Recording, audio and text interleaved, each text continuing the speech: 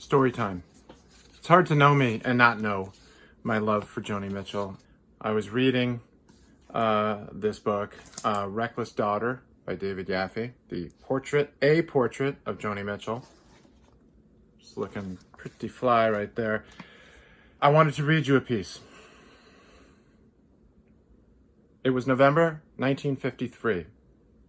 She had just turned 10. I walked to school with a chum.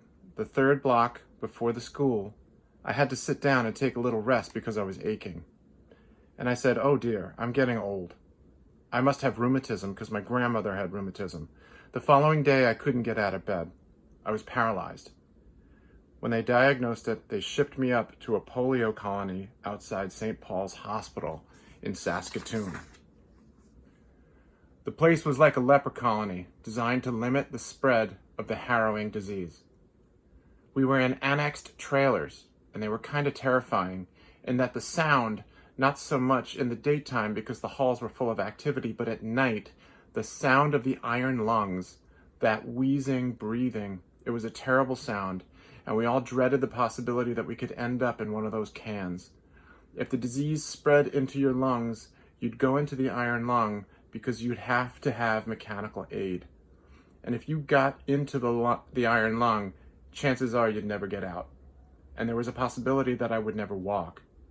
I was frozen and many of the muscles in my back were lost. As a result, my spine was crooked and arched up like a broken doll.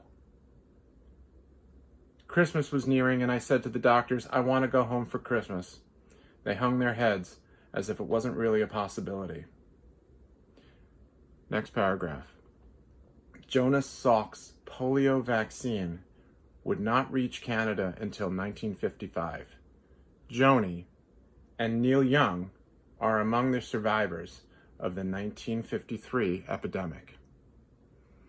It's odd to think who we might be losing right now with the vaccine here. Happy part, I said, "Give me back my legs and I'll make it up to you." I didn't know who I was praying to. It wasn't God or Jesus. I knew that there was a spirit of destiny or something. I just wouldn't believe that I'd be crippled in a wheelchair for the rest of my life. I just wouldn't buy into it. Give me that back and I'll make it up to you. So I fought it like crazy and amazed them by standing up and walking.